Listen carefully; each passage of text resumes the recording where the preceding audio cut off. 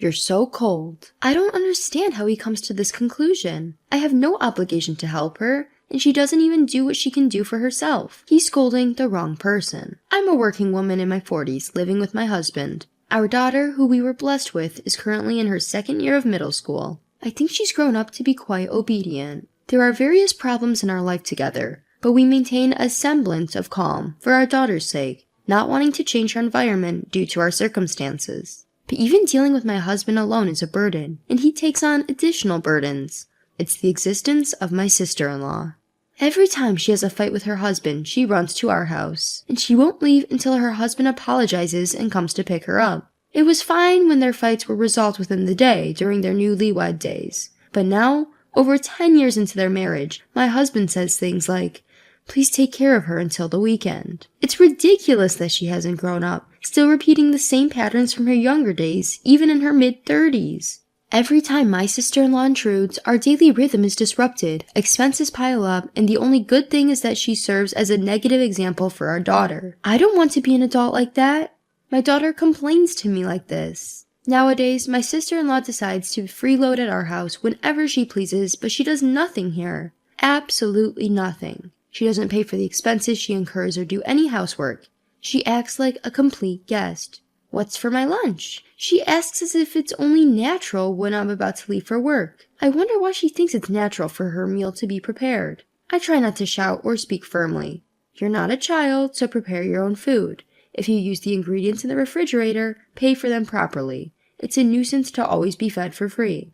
Of course, my audacious sister-in-law, who never thinks of doing anything herself, won't obediently say, "Understood." She rolls her eyes and starts yelling. "What's with the attitude? I'll tell my brother." Just to be clear, she's in her mid-30s. She's married but has no children, yet she's become completely dependent on others. The person she relies on is hopeless too. When my husband receives a complaint from my sister-in-law, he says, "Why don't you just buy her some pastries or something?"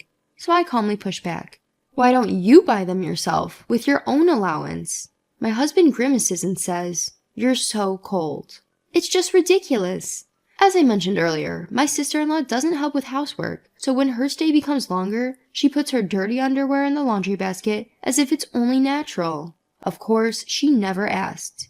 She thinks it's only natural for me to do it and for her to have it done. I think it's only natural that I don't do it, so I say harshly, "Wash your own underwear. I'm not your mother, and this isn't your house. Besides, you're an adult, or rather, a respectable middle-aged woman, so take care of yourself." My sister-in-law resists this and eventually tattles to my husband. She has no intention of resolving the issue herself. Washing her underwear with the rest isn't a big deal, right? My husband seems to want to impress his sister and say things that miss the point. It's not a matter of time and effort. The problem is that the sister-in-law is in the house, and that she and my husband think it's natural. I become annoyed and say, "Why don't you just have her wash her own underwear in the bathroom? She's not a child." When I say this dismissively, my husband replies, "You're cold-hearted." Dealing with him is truly tiresome. As if I wasn't already fed up with this husband, he brings the problematic sister-in-law into our home and tries to ruin our family. I don't understand what's so cold-hearted. I'm just stating the obvious. An adult woman who would be too embarrassed to have someone else wash her underwear. Even our daughter has started taking care of herself. She washes her own underwear because she doesn't want it mixed with her dad's. As I throw a cold stare at my husband and tell him this, he falls silent. My husband tries to scold me, but always ends up being talked down to.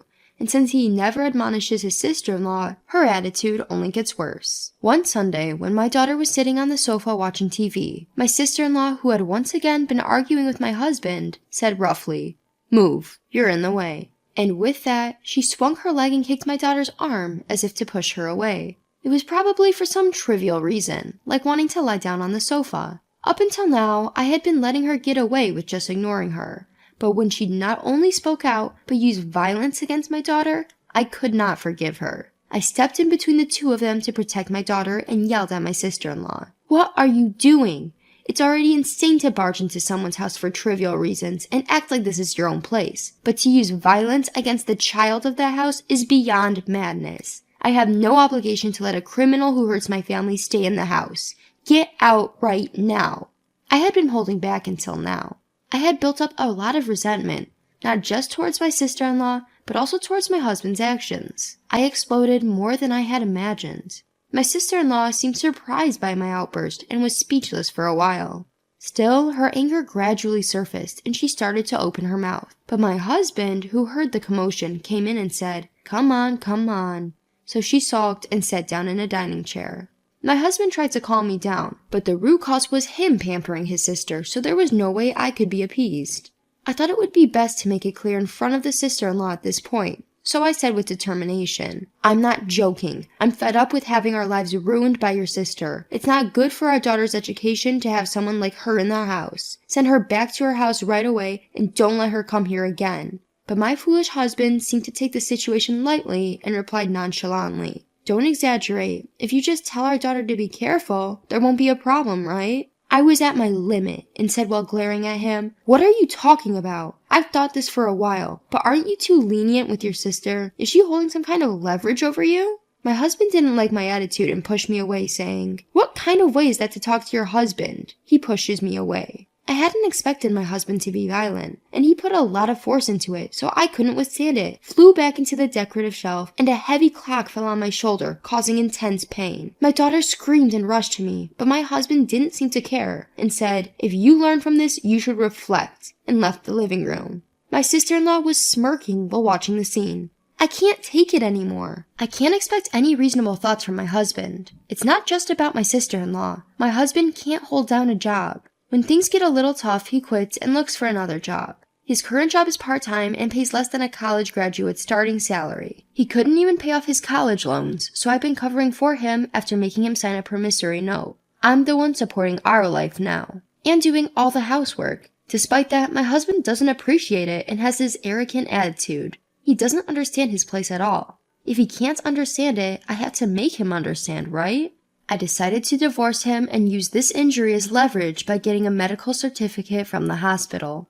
I felt bad for my daughter, but when I talked to her about it, she agreed and said she would come with me after the divorce. There's no reason to hesitate now. I prepared the divorce papers and confronted my husband. He panicked and said, "Calm down, we have a daughter.